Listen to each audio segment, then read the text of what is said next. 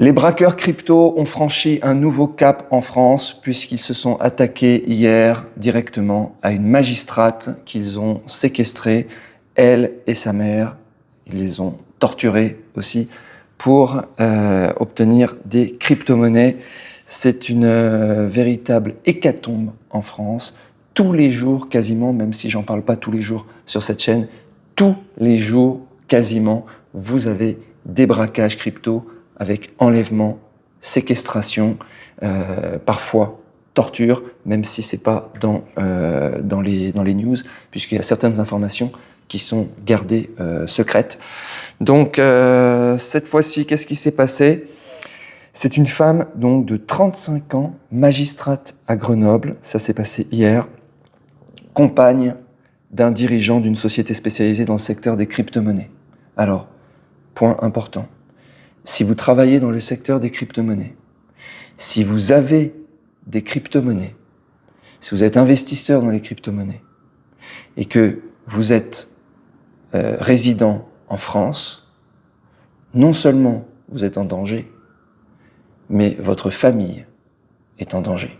Parce que derrière, votre famille va se faire enlever, séquestrer et vous serez rançonné.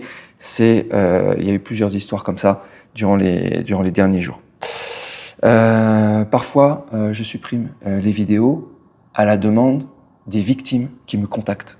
Ce qui s'est passé pour la dernière fois, j'ai supprimé la vidéo. Donc pareil, je veux pas causer du tort à qui que ce soit.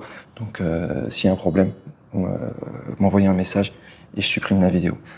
Donc là, c'est le Parisien.fr qui raconte cette histoire qui s'est passée hier. Donc magistrate de 35 ans. Donc les ravisseurs sont arrivés pour donc enlever cette personne. Donc le mari qui travaillait dans les crypto-monnaies, il n'était pas là. Ils ont donc pris la mère. Il y avait aussi la grand-mère qui était là, donc ils l'ont prise aussi. Ils ont pris les deux. Donc la femme et la mère, donc de 66 ans, ils les ont enlevés et libérés au bout de 30 heures, donc à Grenoble. L'enlèvement a eu lieu dans la nuit, vers 3 heures du matin, au domicile de la jeune femme à Saint-Martin-le-Vinou, en Isère. Et ils vont vraiment dans les trous paumés. La magistrate a été mise dans le coffre d'une voiture. Du sang a été retrouvé sur les lieux de l'enlèvement. Là, ce qu'ils racontent pas, c'est ce qu'ils leur font dans le cas du rançonnage. Je peux pas le dire, j'ai pas le droit de le dire.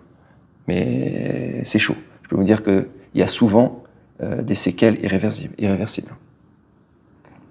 Parce que quand on vous dit « elle a été libérée », oui, non, mais dans quel état elle a été libérée ? Le compagnon de la magistrate travaillant dans le secteur lucratif des crypto-monnaies n'était pas présent au moment de l'intrusion. Il était en train de travailler ou bien il était avec sa maîtresse, on ne sait pas.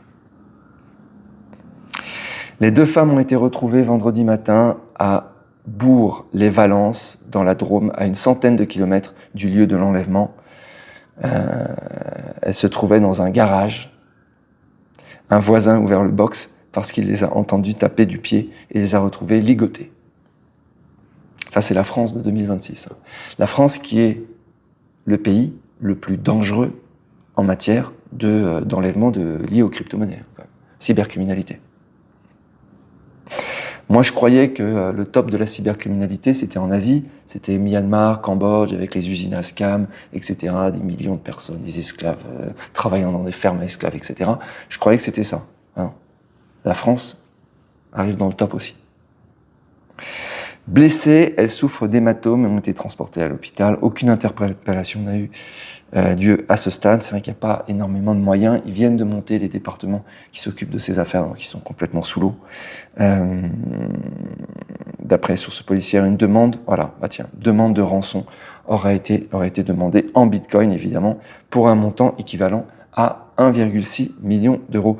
La dernière fois, le dernier enlèvement avec rançon, c'était 3 millions de dollars.